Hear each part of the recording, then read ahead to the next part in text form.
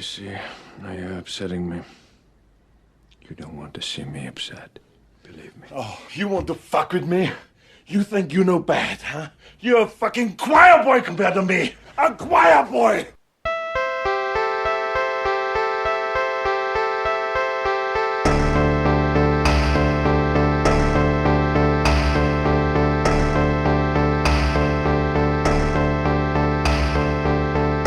Hello, everybody, and welcome to Frankenstein's podcast, where it's all about the monster. We're a creature feature podcast about monsters and why we love them. I'm one of your hosts, Joe Praska, and with me, as always, is your other host, Khalid Hussein. What's up, Khalid? What's up, Joe? Did you see my finger guns there? I did see it. You're very animated today. I don't hate it. Yeah, good stuff. I'm glad you don't hate it. How are you? I'm great, man. I'm just gonna go ahead and brag. I DJ'd my first wedding this weekend. Yeah, I heard that. Super DJ Khalid now, right? Yeah. Ironically, my DJ name is not DJ Khaled.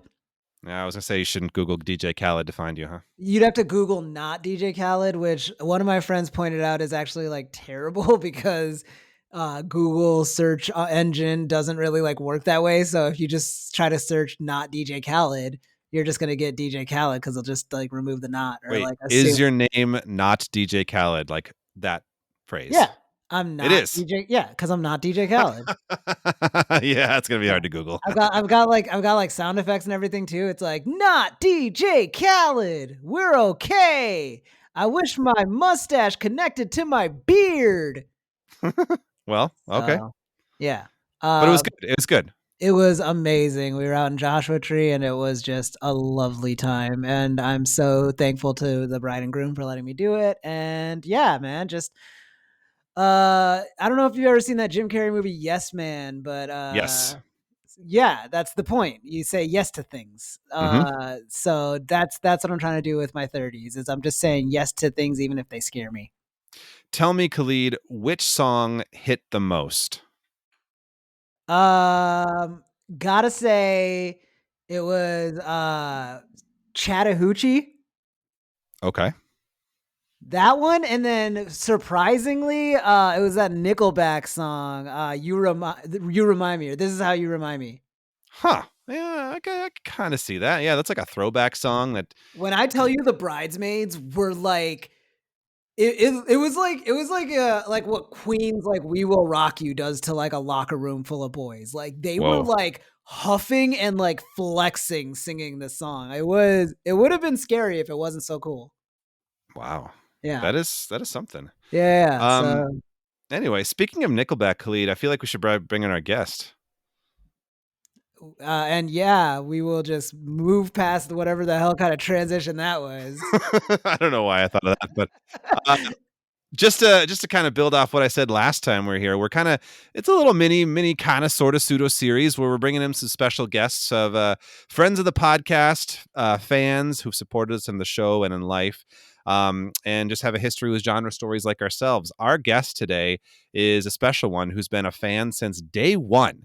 He came up with the much-loved term Friendenstein, came up with the Friendenstein term, if I say it correctly ever. This is our super fan, Ryan Mintz. Welcome. Hey, everybody. What's up, man? Long time, first time. OG Friendenstein. Does it kill you every time he says Friendenstein? It mostly kills me every time you guys don't mention that you have a subreddit. What's true? You also created the subreddit. Is it up to date is the big question. It has not been posted in several years, but we have 7 members at the moment. I wonder. That's I don't know who for they a are. Quorum, I'm pretty sure. You could have a quorum. You could. Well, I know. You start updating it again. I bet those people have been wondering what's going on. They think we're off air. Yeah, they stopped listening because they can't find it on Reddit. That's true. I was wondering why every episode for the last 2 years have been 7 less listens. So the quorum is out there just waiting for commands, marching orders. That's totally it. All right, Ryan Mintz. I'm used to calling you Mintz, so I'm going to say Ryan, and it's going to feel weird. I'm probably just going to say Mintz, everybody. Moving forward, I have a couple guest questions for you, and I know that you've prepared, correct? I've been ready for 4 years now? 3 years? Yeah. All right, I'm ready. I don't know his answer, so I'm very excited for this. So, all of pop culture, movies, books, TV shows, what have you.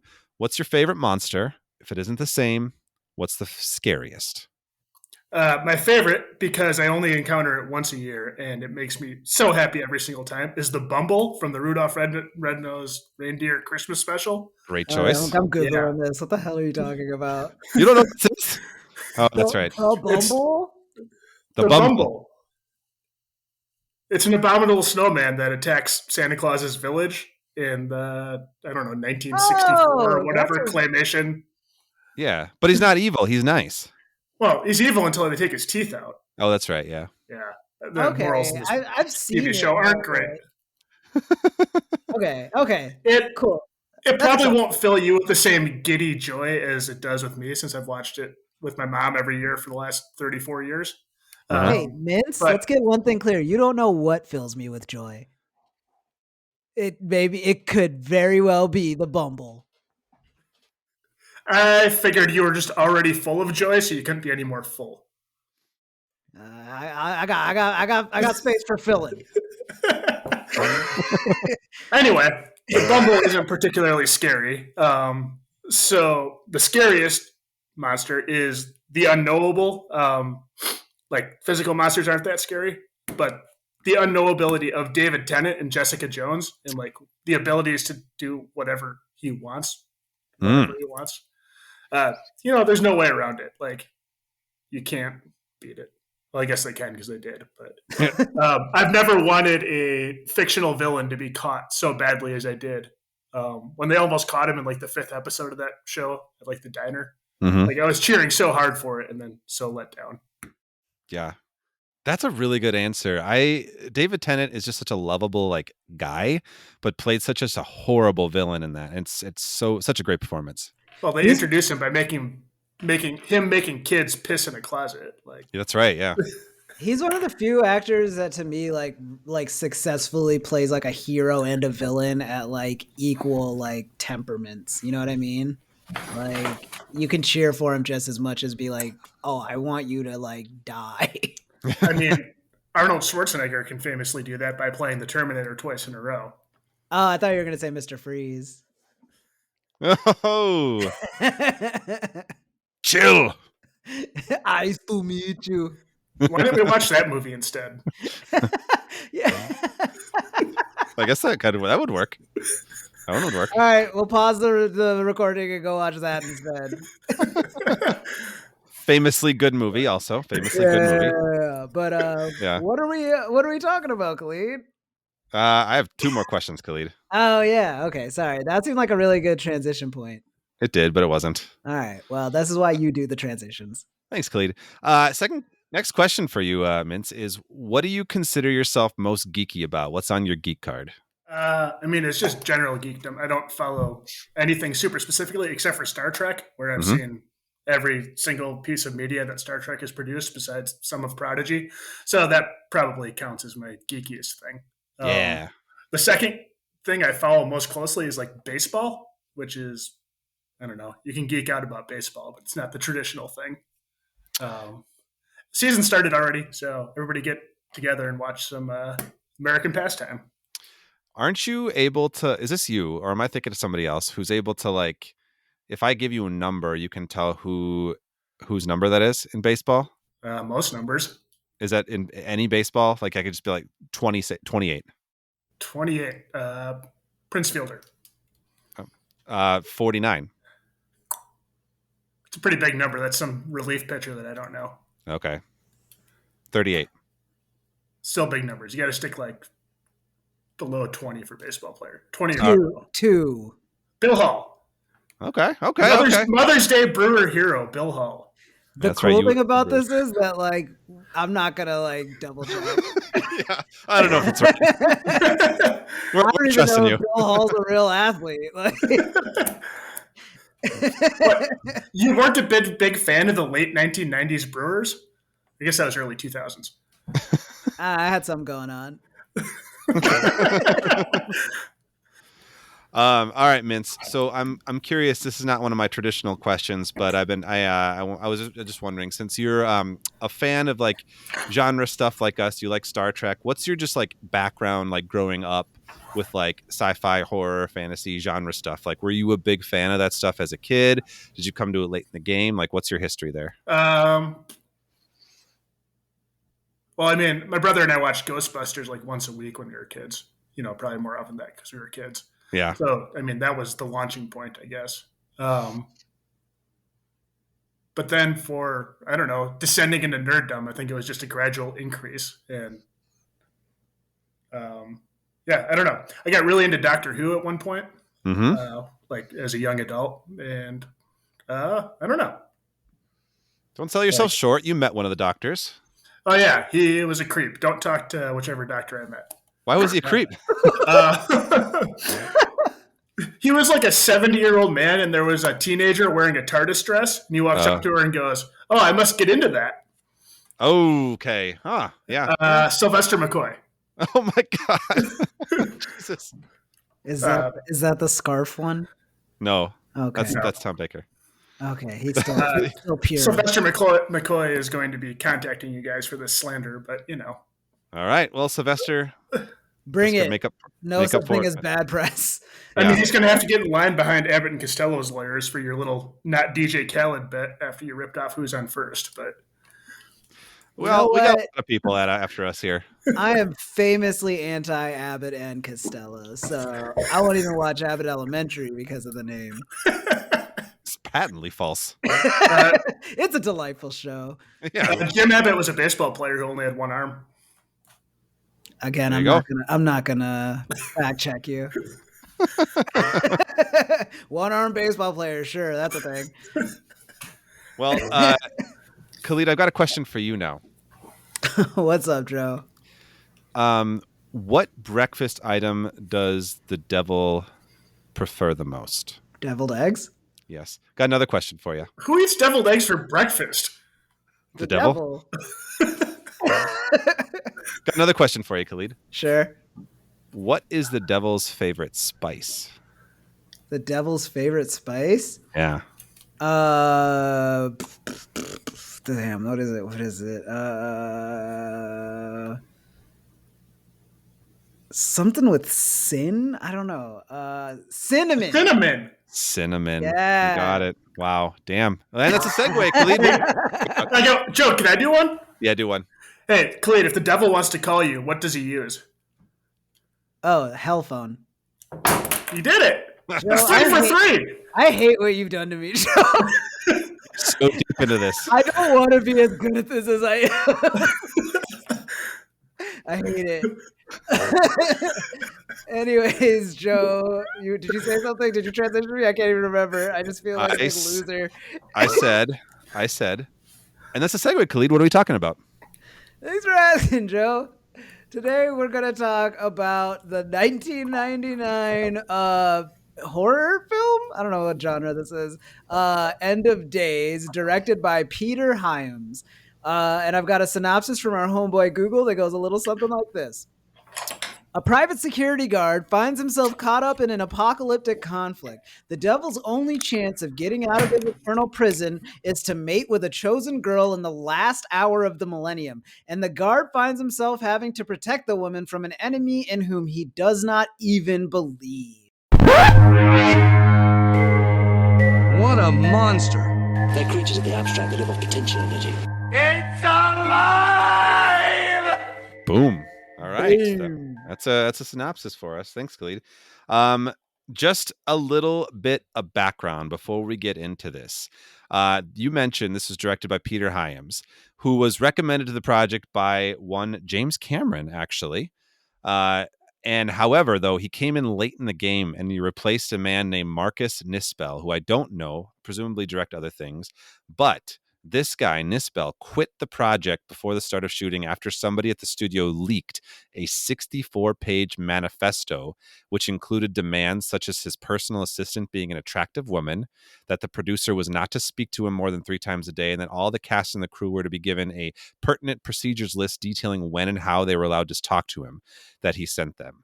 So this was leaked, and this director kind of quit, and the rumor was that he quit in shame because of it, but apparently he has said that it's not because it was shame, it's because he felt he was unable to trust the studio after the document was leaked. I mean, bullet dodged, right? Yep, I think so. I don't care if the movie would have been good in his hands. That is already the reddest of flags. All right. Yeah. I mean, I good on the guy who leaked it. Yeah, honestly, though, you know how awful you got to be for me to be like, good on that exec, like, good on that studio exec. Yeah.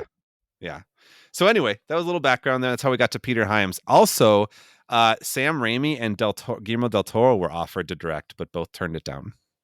Ah, Interesting. They would have been more interesting for sure. I think Yeah, Sam Raimi would have been the move. Guillermo del Toro would have done something with this, but like it would have probably just looked better than it actually was. Probably true. Yeah. Anyways, how about some Frankenstein's podcast trivia? Apparently nobody wanted to do this movie. So we asked you, Ryan Mintz, here to come on the podcast for this little mini friend series, and you did not recommend this movie to us. Well, I didn't know about this movie until you told me to watch it, Joe. I didn't even know what this movie was called last week after we've been talking about it for 6 months. I thought you recommended this movie. No, you just wanted to watch it because you love crappy B movies. I do. That's true. I think I'm circling back to the conversation, and I think what happened might have been we were talking about Arnie somehow, because sometimes that's what we do. And I think we were talking about Arnie and being in monster movies. I already done Predator, and I was like, "Hey, have you ever watched End of Days?" And you were like, "No," or maybe I thought you said yes. And I said, you should do that one on the podcast. So yeah, maybe I suggested it now that I'm circling back. That's so funny. Listeners, it was a really funny conversation right before we recorded where Joe has for weeks been like, yeah, Mintz picked End of Days. And I was like, oh, cool. Mintz got like very specific like taste. And then I finally get to talk to him right before we record. I'm like, yeah, why'd you pick this movie? It's interesting. And he goes, I didn't pick this movie. Joe made me do it. And Joe just looks at him like, what the hell are you talking about? It was a beautiful moment. And I knew in that second that we had to stop talking and bring it to the pod. Yeah. So that's how we got here, everybody. That was Joe has inflicted this upon everybody. I guess. Yeah. That is a Frankenstein's podcast first. I love it. Yeah. I love it. It's important. Frankenfirst? Frankenfirst. Have said that before. Frankenfirst. Yeah. So Frankenfirst isn't a Frankenfirst? Yeah. Yeah. It's not a Frankenfirst for the phrase Frankenfirst. But it is a Frankenfirst in and of itself. Yeah.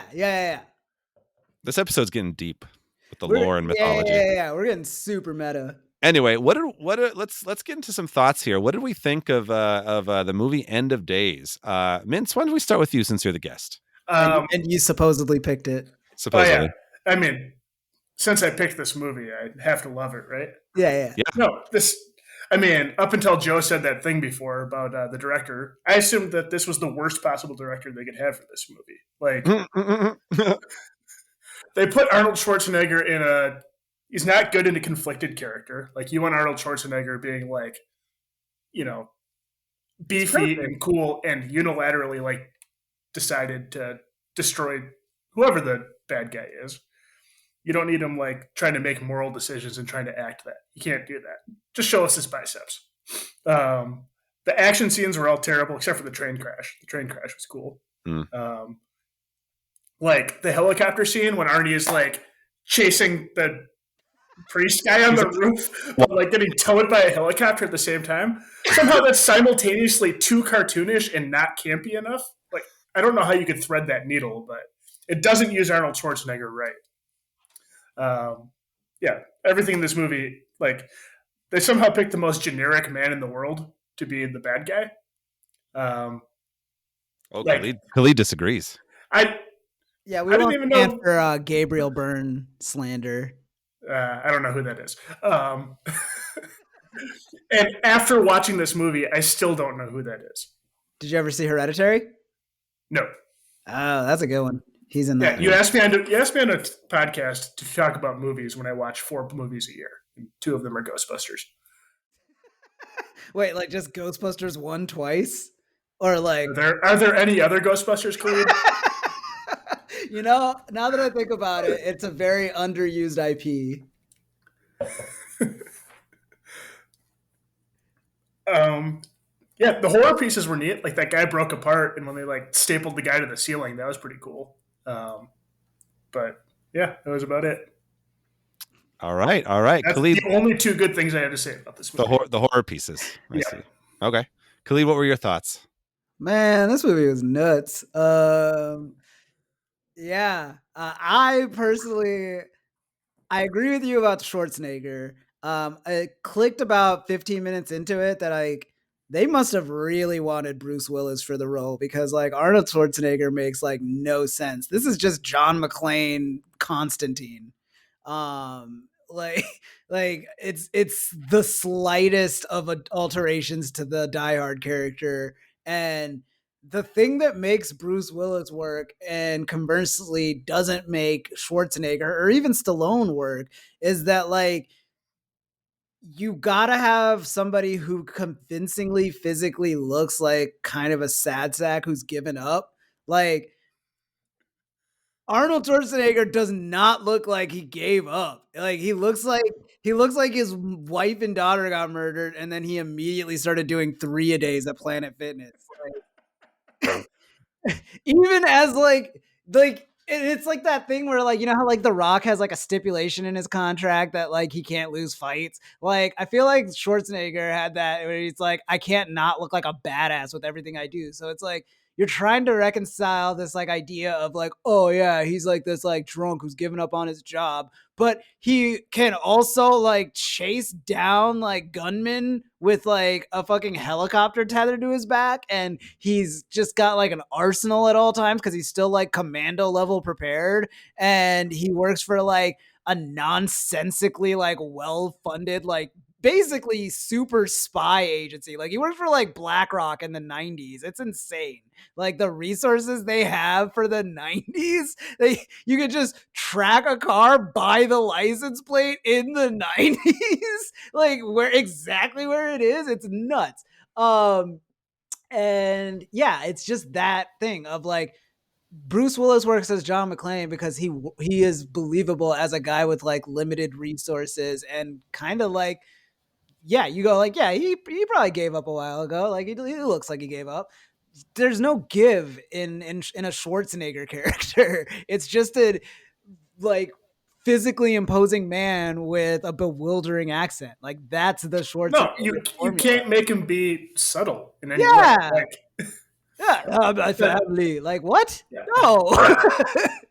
The point of Terminator is we get to see everybody's biceps as they handshake. Yeah. Like, so they're not like sitting there like talking about their conflicted emotions about killing a predator. Exactly. So like that's the first thing that sucks. But then I really disagree with you. Gabriel Byrne actually like saved the movie for me as the villain because like he understood the assignment. Like he was the right villain for this, and I think that he only suffered because he wasn't opposite Bruce Willis. You know what I mean? Like somebody who could actually like make the funny jokes and like believably get his ass kicked time to time by Gabriel Byrne. It just never, and yeah, like every scene where Schwarzenegger's getting his ass kicked, it looks like so fake, including the ones where like the old lady and stuff like that. She shoves him into the wall. It looks like extra fake. Like even like stage combat looked like it kind of hurt her. But yeah, like it's a lot of thoughts, but like basically the story is, we'll get into it, like just a fucking mess. It's just a casserole of ideas. And then direction wise, honestly, I'm willing to give points back to this movie now that I know he was a last minute like tag in situation. But yeah, I didn't hate my time watching the movie, but it's definitely something that like I wouldn't like run out being like, you got to see this movie. It's not like it's so nuts you have to watch it. It's about as nuts as a Y2K devil movie can be. But yeah, those are my first takes. Joe, what did you think? Well, Khalid and Mintz, let me tell you a little story. So there was a time in 1999 when I was between houses. We lived in a small RV for a little while, and there was a little area where we could go get some videos, and there was a small shelf of videos, and one of the videos on that shelf was End of Days. So I watched a lot of End of Days in that summer. So there's a little nostalgia I have for this movie. Wow. So it's got like a special place in your heart. It's got a little special place in my heart. That being said, I am on a different page than I think both of you guys. I think this is not a very good movie. I'm with you on that one. I think it's kind of written poorly. I think that you're absolutely right that it's not written for Arnold Schwarzenegger in many ways. He's not really great at that conflicted element. That being said, I think Arnold Schwarzenegger's casting, for me, made this movie fun instead of just a drag. Like, his line reads are so funny. And I was just grinning. Like I'm going to get to it in a little bit, but I pulled a bunch of quotes of things that he said that just made me laugh. Like, I wanted more Arnie one-liners in it. Honestly, like he has some great ones in his catalog. I wanted more in this of him just like quipping at the devil. Like, that's what I want to see more of. That was part of the problem with it. Like, they didn't let Arnie be Arnie. I think he only says like one like cool, memorable thing about he has a how few. you're a choir boy compared to me. You're a choir boy. That was funny. Yeah. Calling the devil a choir boy. It was about like the halfway. I feel like it was like the halfway point. Like when he like gets the girl or brings the girl to the church and he's starting to figure out what's actually going on, when it started for me to like really pick up, like when he was like confident at that point. Like, I'll just get into it. Like the line where he's like learning about like the whole devil's plot. And he's like, what is that, Eastern time or whatever? When they're like, that was a very funny line. Oh, the devil has to do it by midnight Eastern time. It's a great question. I mean, I appreciated that for like just like stealing the like. Yeah, I feel like I'm trying to detract from this movie, and like they put the words into my mouth, so I can't. That's not like a quip that I can make about how bad the movie is. Yeah. So like that stuff was fun. Otherwise though, like Gabriel, is it Brian? Is it Gabriel Bryan? Byrne, is that how you say his name? Mm-hmm. I thought he was fine. I didn't dislike him either. I thought he was smooth. There was a part, I think the part where they're in Arnold's apartment and he's trying to convince him to like join him, and he's like, I'm gonna give you back your family and all that stuff. There was a line that he had that made me laugh quite a bit though. Like he had a really good like monologue kind of going on, talking about the new beginning, and like he had that line about like typical villain shit, promise hero, it was typical. the world. Yeah, he said like, God had a good PR campaign. Like that was kind of fun. But then he says, think of it as a new beginning, a change of management, and you'll be right there on the ground floor. It'll be so cool. It'll be so cool part. Like, I almost feel bad for Gabriel Byrne. Like he's like trying to breeze past that bit, but has to say that line. It was so funny. He sounds like someone like trying to like recruit you into like fucking Google or some shit, like early 2000s Google. Like, it'll be so cool, dude. Like, there's a ping pong table in our office. We're not like other jobs. Yeah, that was so good. Yeah. I also laughed, and this isn't necessarily particularly like a one-liner or a line or like a really funny line, but it's just a line read that Arnold had, like when he first realizes that CCH Pounder is a Satanist. Remember that? And she starts shooting at him. Wait, and he says, when you say Satanist, you just mean someone possessed by Satan, not that she specifically believes in Satan, right? I guess I don't know if he's possessed or I don't know. They never really explained it because the script doesn't try to. But like when he's like, Jesus, Marge, what the fuck? Like, that was funny. Fun line read. That was hilarious. But again, like, these are all lines that like are only inherently funny because they're coming out of like his mouth. Like, yes, Arnold's mouth. That's why I had a fun time. But like, you can see how like when the guy whoever was writing this like clearly just watched Die Hard. Like, true. It's all shit that like actually Willis, like probably actually had said. The real trivia piece is actually it was they wrote it for Tom Cruise. That would have been weird too. I think that would have been boring. That would have been really boring. Yeah, I think Arnold's fun. Would have made it work. You're right. Yeah, because like Tom Cruise wasn't even in his like Mission Impossible, but like make it insane phase yet. He was still doing Mission Impossible straight, like American James Bond. Yeah, pretty much. That would have been dull as hell. Yeah. How often does Arnie run in this movie? Because Tom Cruise runs all the time. That's true. I mean, he chases a man off a roof. Yeah, I can see Tom Cruise dragging a helicopter across a roof. He would have insisted that it was all done like in camera, like no effects, nothing. That's true. Yeah, it is. So this movie is just like a weird, like it's a weird intersection of that like religious horror thriller that was kind of really big at the time, because we had like Stigmata and like another one that came out in 1999. Actually, Gabriel Byrne's in Stigmata too as a priest, but like these like religious horror thrillers. But like this is the only one that also tried to be like an action movie. Like there was like a suiting up weapon montage. There was a helicopter chase scene. There was like fight scenes and explosions. It's just a weird intersection of genres that obviously didn't work, but I just like, it's kind of an interesting thing to look at, I think. I just like that it was a Y2K movie. I got really excited when I realized that's what they meant by End of Days. And also, yeah, like capitalizing on Y2K mania in the most like when they explain why it's a Y2K thing, like I feel like I got dumber. I feel like I like lost like brain matter to that explanation, if I'm being honest.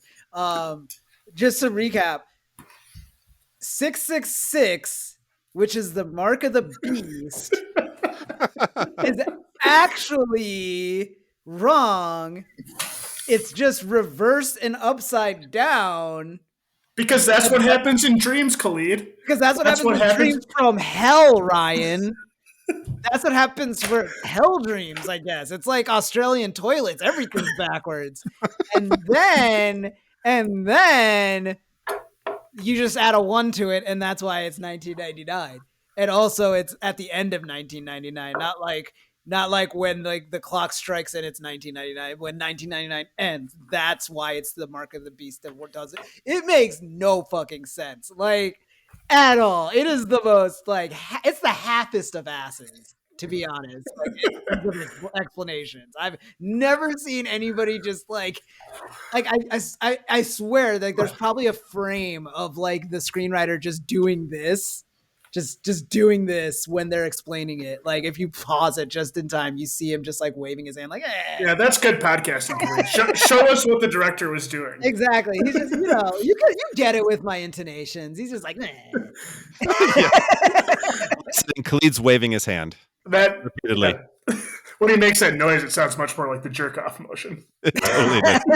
Honestly, it works. Also works. Like that's why I didn't bother explaining it. Whatever you thought I was doing, that's what the writer was doing. Did you guys ever see that Jim Carrey movie, The Number 23? It made me think of that one where like he just like makes everything into the number 23 and goes, like just kind of goes insane and like realizes the thing he decides that number 23 is evil and isn't everything. That's what it was like, where he just like makes these really strong like leaps to try to make the number 23 work and stuff. Did you ever see that one where Jim Carrey says yes to everything? I did. Yes. The movie's actually about Khalid. It is. Yeah. We learned that. It was about me in my 30s. Love that. Love that for you. Yeah. Ironically, the number 23 will be about me in my 50s. I'm just going to be like, no sleep. Just keep telling you about numbers I see everywhere. I don't feel like that's that far off. Number 23 is Ricky Weeks, by the way. It's what? Oh. Circle back. Callback? Is that what you're trying to say? Yeah, that's what I was trying to say. You said it like a British person would or something. Like how they say like how they say car park instead of garage. Like, oh, good circle back, my boy. Got to circle back to the car park. Love it. I'm perfecting my accent work with reading bedtime stories to the kids. It's getting good. I mean, that's certainly one opinion. All right. So last thing I wanted to touch on before we get to the monsters a little bit, or the monster of it, which I'm actually really excited about the monster piece of this. I got a lot of interesting trivia, but I guess this kind of ties in the monster. Let's just monster anyway. This ties in with the monster anyway. You guys, any other thoughts before we monstered up? I was just about to ask that. Yeah. Like, I mean, I could just dunk on the movie a million times, but I will say Robin Tunney, is that her name? Yeah. Yeah, she was pretty good in like what is a very weird and like hard to direct role or perform role. Because like she has to simultaneously be like scared but like kind of want to bang. Yeah. And it's Gabriel Byrne, so like yeah. That's I mean, there's a lot there. And then, yeah, again, one last time, Gabriel Byrne's performance actually rules. Like that the first scene, it's messed up, obviously. I'm not even saying it's good or anything, but like the fact that like the first thing he does, like no words, he gets possessed by the devil, wordlessly comes out, like gropes and makes out with a woman. Like it's definitely starts non-consensual, but I think it ends consensually. Like this is the idea is like she's into it or hypnotized at least. And then like he like shuts the guy up with a look. And then he walks out of the restaurant and then the restaurant explodes. Like just that, like whichever draft of the script that came from, like I'm so glad it made it all the way to the fucking end. Cause like just great escalation of like introducing a guy and letting us know what he's about. Yeah. Great, like yeah. when we get to the monster, like, yeah, he's horrifying, like the things that he can do. But before we get to the monster, we need to talk about the names of these characters. Oh, yes. Oh my Great God. point. Yes. Because the monster is just called the Man, which is yeah. That's where they started like just going, we should probably reel it in. Because Arnie's name is Jericho Kane, which is great name. Yep. And then his buddy is Bobby Chicago. There you go. Like the writers weren't even trying, or they were trying too hard. One of the two. I hear the name Bobby Chicago, and I immediately think that man has a lot of debt. Like either that, or he's a bookie and he's breaking somebody's thumbs, right? No, even as a bookie, like he owes other people a lot of money. Like that, you're only like the name Bobby Chicago is like James Bond. It's like it's actually a designation that goes from like one debt holder to the next every time there's new. It's the Santa Claus of names. Also, when you say the Santa Claus, you mean the Tim Allen masterpiece. Exactly, right? Santa Claus rules. Yeah. One deadbeat takes it on when the last deadbeat dies. Also, Thomas Aquinas is like it's like an actual like biblical. That's a real, person, right? It's a real like, a medieval monk, I think. Yeah, Saint Thomas Aquinas. Yeah. So is the idea that that's the Thomas Aquinas? No, I think he's been dead for like 500 years. I think they're just like, that's a cool religious name. Let's use it. So he just happened to have that name? I don't know. Maybe he changed it. That's also crazy. I don't know if it's crazy, but that's the Pope gets to change his name, so maybe that guy gets to change his name. Fair point. Actually, that makes more sense. He's kind of he's a nutter. Yeah. I thought his plan was definitely like the coolest plan in the whole thing. Like everybody else had like shoot the devil? Thomas Aquinas, yeah. Oh, yeah. Like, shoot him, like, I mean, honestly, like, of all the plans and everything that happens after that where it gets, like, really convoluted, like, that guy had it right. Like, just... I fully disagree. One man up. Like, he didn't know that, the guy was going to hire the world's greatest, like, drunk bodyguard. But Arnie shoots him later and it doesn't do anything. Why does the man even need a bodyguard? Well, that's what's confusing to me. He didn't need a bodyguard. So my thinking is like maybe he was still like shootable at that point. I don't know. You know, like this guy knew more than I did at that point in the movie. He cut out his tongue. Yeah, you'd probably find the answers if you cut out your tongue. We'll wait. Oh, and then just because CCH Pounder will probably not come up in a lot of other stuff that we talk about. Did you guys, or do either of you watch Always Sunny?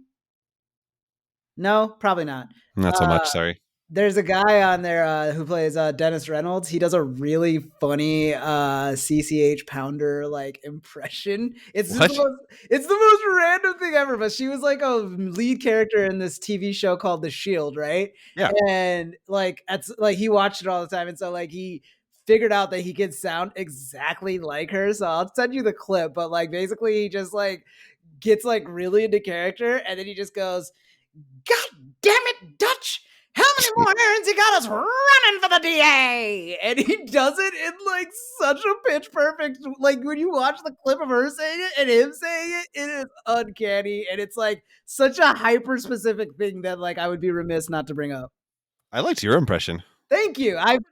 That was good. Mean, I gotta give credit to Glenn Howerton because, like, it's one of those things where, like, you know, like when you hear an impression of somebody, it kind of cracks the code for you. Like the first person to do a good Obama, and suddenly everybody can do an Obama. You know, So you know, social millennial.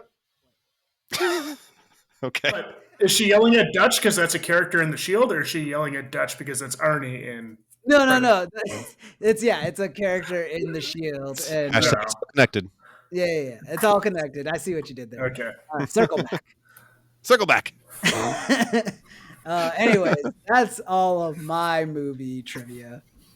That was good. I'm glad we stopped to talk about names, you guys. Yeah, thank you, Mintz. Already just adding to this discussion.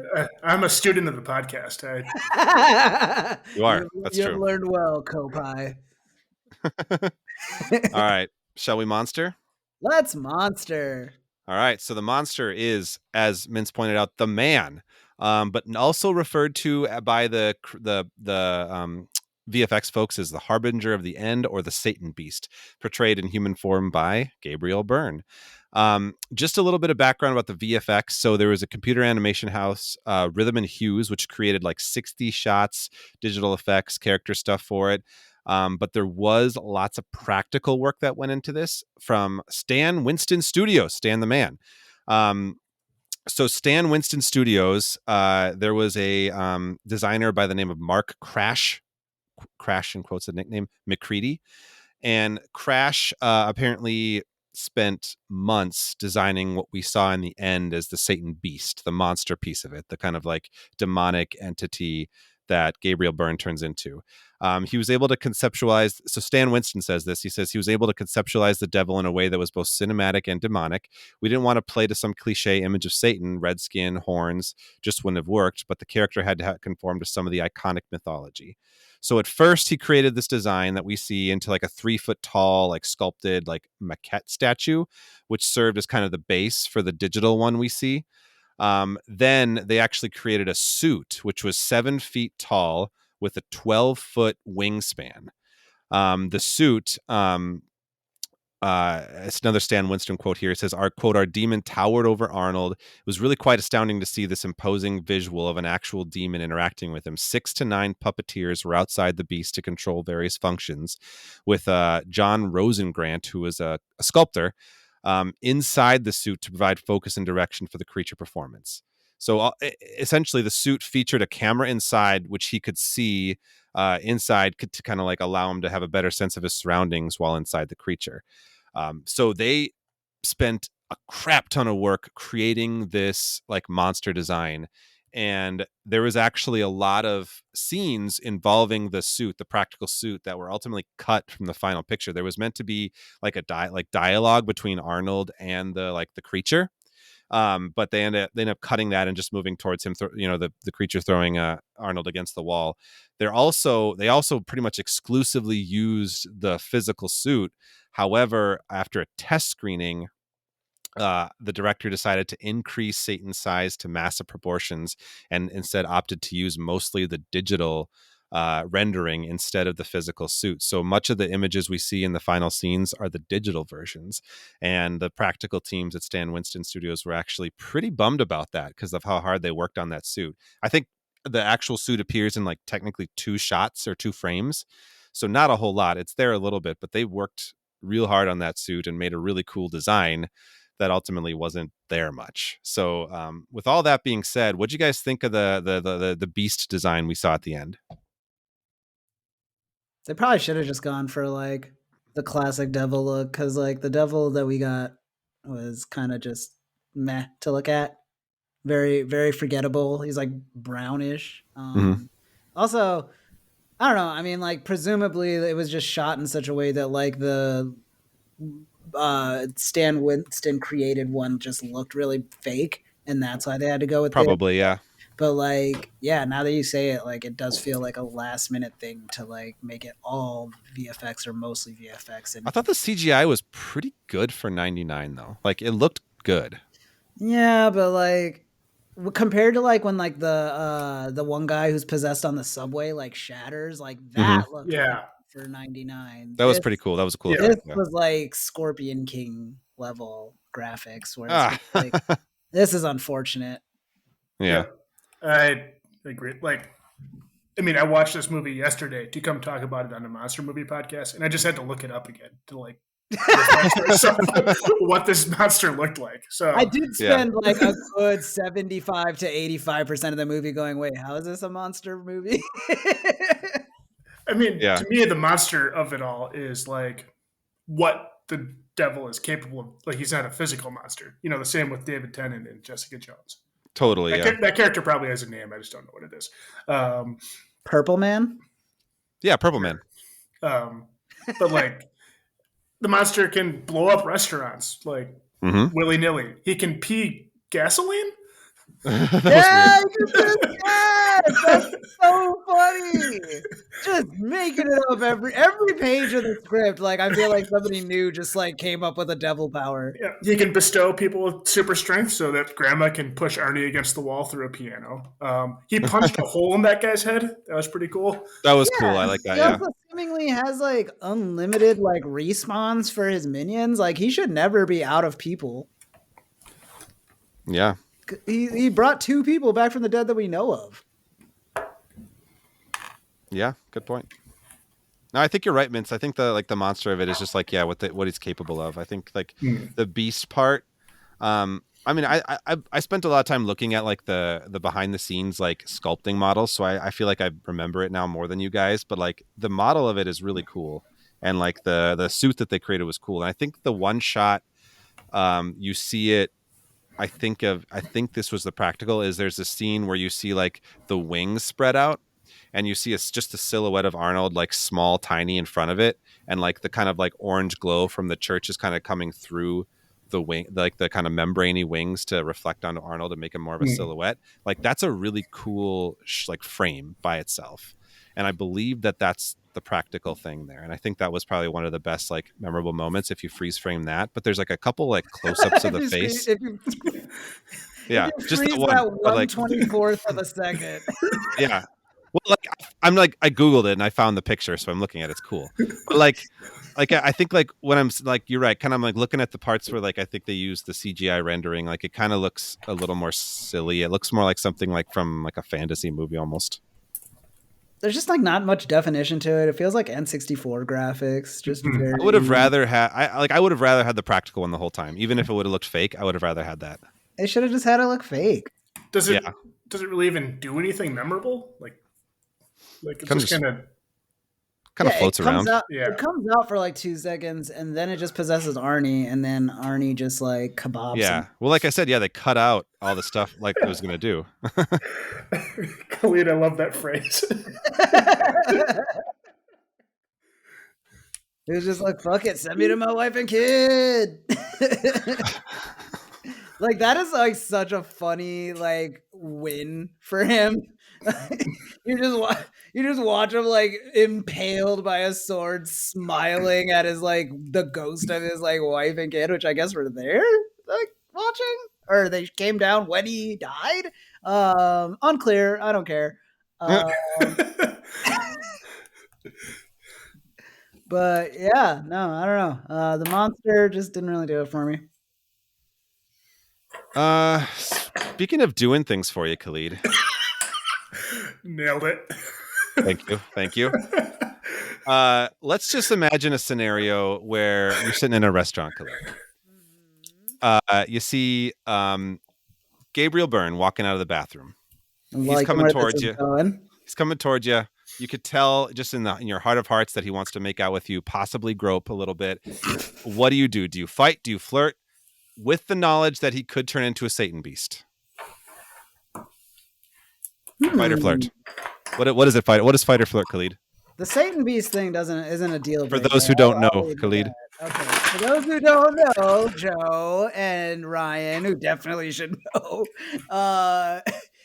Fight or Flirt is a segment that is pretty much exactly what it sounds like. We talk about whether or not I would fight or flirt with the monster from the movie we just discussed, or pop culture, whatever.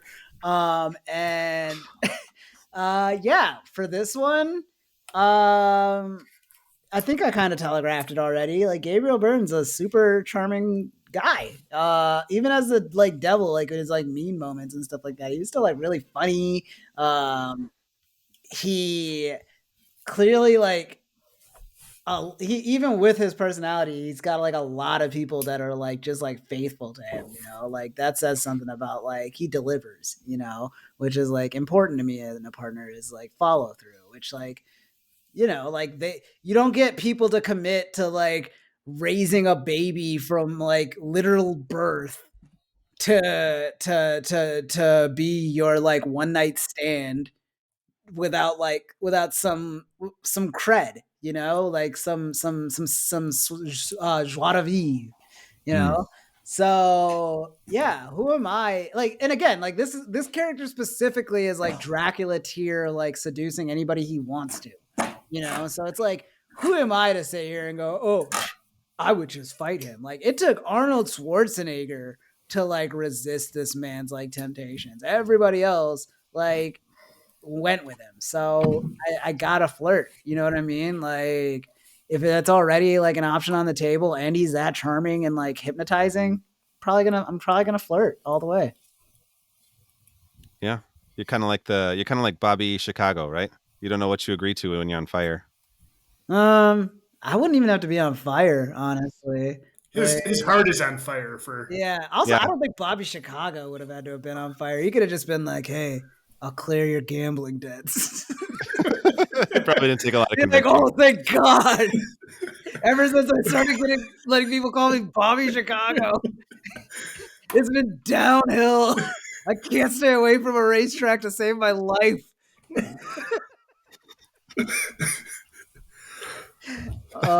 Yeah. Anyways, that's enough on the roast of Bobby Chicago. What about you, Joe? Would you fight or flirt? Would I fight or would I flirt? Well, what am I? Do I have access to the arsenal? Yeah, that didn't do Arnold much good. He literally had to just like kill himself at the end. That was not the way he won. Yeah, I was gonna say it doesn't matter. Actually, I don't know why I didn't ask that. So this is a hard one. I don't know. I don't know. Like your comparison of him like being like a Dracula-esque was interesting, and I thought that too. Like he's very very much so going for like a Dracula kind of Satan portrayal, which was interesting. But like I don't know, there was like a part of me that when I was watching it that I've watched like different. We've all watched many different versions of like Satan in movies, right? And like different portrayals give us different depictions, and like one of the things that I've sometimes been interested in the Satan portrayal is like the fallen angel trope, where he's not necessarily evil, he's just kind of doing a task that he has to do. And I've always kind of been more interested in that portrayal of Satan, where it's like this like previously good angel that had a difference of opinion in what like the doctrine of heaven, and is just kind of like stuck doing this thing, perhaps does shady things and wants to get out of it, but like there's this like other element. But this one was just like a pure evil interpretation of Satan, which is fine for the movie, and that's what the movie's doing. And I just feel like that interpretation is a little less appealing to me, and I just lose a little bit of interest if I'm looking for a long-term relationship, So you're like a tortured bad boy. Yeah, I like the tortured bad boy. So I think I'm a little bit out of this one. I think I just go with fight. Okay. Yeah. Wow. Usually you agree with me, so I'm like I'm glad that you explained yourself. Thanks. Yeah. Mintz, I gotta ask, fight or flirt? Well, I'm kind of in Joe's camp on this one, where like the interpretation of this villain is he's outright evil in a world where good and evil are absolute causes. Yeah, that's true. If you're not, I like a good person. Whatever this guy promises me, he's lying anyway, and just wants to use me to get laid, I guess. That's what he's using literally everybody for. So I'm going to fight him, but not one-on-one. I'm just going to kill Christine, because then he loses and I win. The needs of the many outweigh the needs of the few. Like saving the world, trolley problem. They don't do enough work explaining why Jericho doesn't just kill Christine, because like. What the he literally starts the movie going like, dang, sucks that this is a Wall Street banker and not like a criminal. They pay better. Like, this man is like morally compromised, so it makes no sense that he gives a shit about Christine. Yeah. Whichever weird cult of Christians was trying to kill her, and like they could have, they just kept praying at her. Thomas Aquinas tried. See? Oh no, he wouldn't. He didn't try. He tried to kill Gabriel Byrne. You're right. Yeah. Yeah, they kept doing the ones with like the both weird things. like heart pendants. That's right. Probably Yeah. means something if I know anything about Christianity. Yeah. I think it's made up. I don't know. I could be wrong. The heart pendant. It's probably legit. Yeah. Don't look. I mean, you historically know a lot about Christianity and baseball. I mean, also, this movie is just so spot on with all of its research that like you don't think you can make a thing up. Totally. Yeah. I mean, it's a lot of accurate dogma in there. Yeah. Yeah. There's another movie we should have just watched instead. Dogma. Great movie. It was a great movie. Didn't also we do came that out one? around a similar No, time. we didn't do that one. We did not. Yeah. It's a good one. So anyway, yeah. That being said, so I guess we're flirt, fight, fight. Right? Mm-hmm. Yep. Yeah. Wow. I'm the unpopular opinion today. You are. I mean, ultimately, Arnold said it. He's a choir boy. Yeah. I sure do know how to pick them. You do. Shall we move on to our final segment of the show? Let's do it. All right. Our last segment of Frankenstein's podcast is our What the Fandom segment, in which we go around and share 1 to 2 things that we are into at the moment that may or may not have anything to do with the movie in question, or may not have anything to do with Satan or Christianity. Probably won't. So, yeah. Anyway, Khalid, what the fandom with you? Thanks for asking, Joe. My What the Fandom this week is going to be the recent Oscar-winning foreign film, Zone of Interest, directed by Jonathan Glazer. I finally got a chance to check it out in theaters, and it lives up to everything everybody is saying. I'm hesitant to say the hype based around like the subject matter.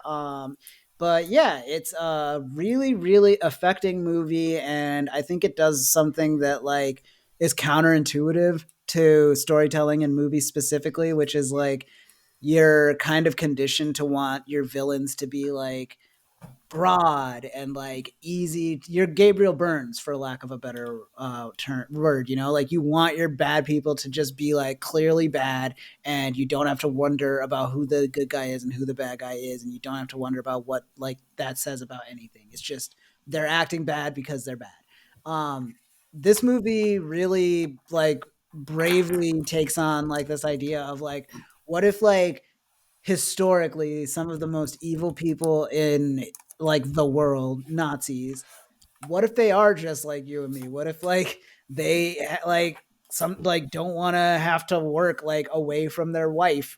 And what if they like really do actually care about their kids, at least in what their fucked up way? But amidst all of that, they're still like helping facilitate like one of the greatest atrocities of the 20th century, and this movie does like such a great job of juxtaposing it, where it's like you're watching these like kind of mundane moments in a family happen literally next door to Auschwitz.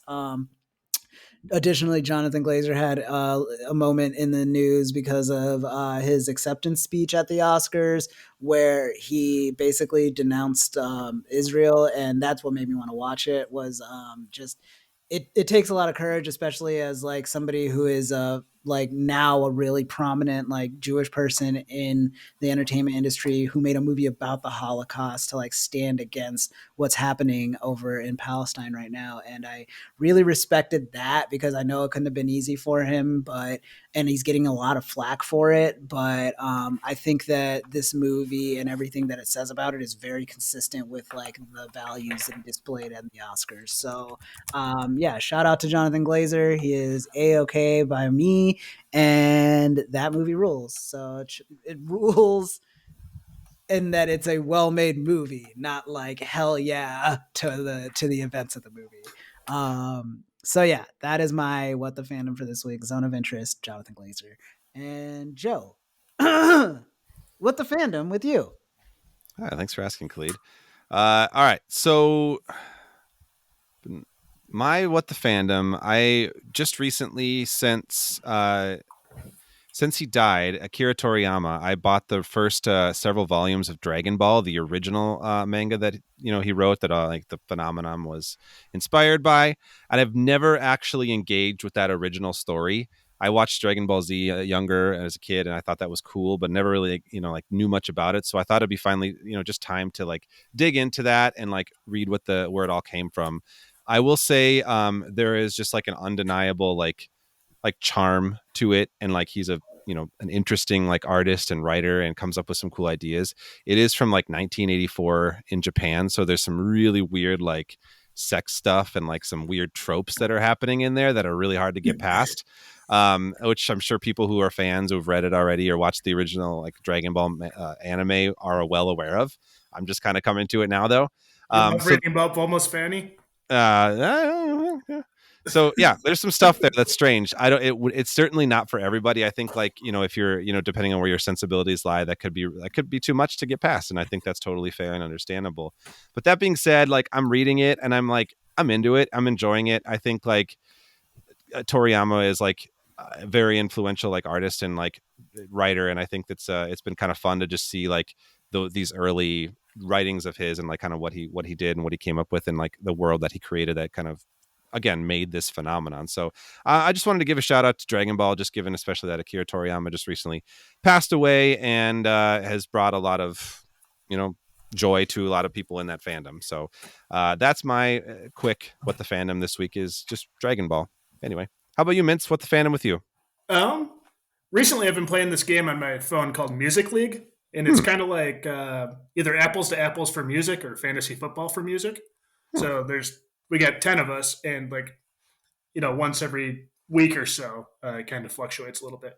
We'll have a category. So like right now it's a song with a month in the name, or maybe it's a picture of a bottle of hot sauce or whatever. And when all 10 of us submit a song that, we think fits the category, and then everybody votes on it and it keeps track of your score. So, maybe twice a week I get published a new playlist curated by my 10 friends, and you listen to music for a half hour and then you vote and then you move on. So it doesn't take up much time, and it's just a way to share music with people. Cool. I've heard Music League. Did you say? Yep. I think I've heard of that. That sounds like fun though. That's super cool. Yeah. Well, cool. Well, thanks for sharing, Mintz, and thanks for joining us and finally coming on. I know you've been a longtime fan.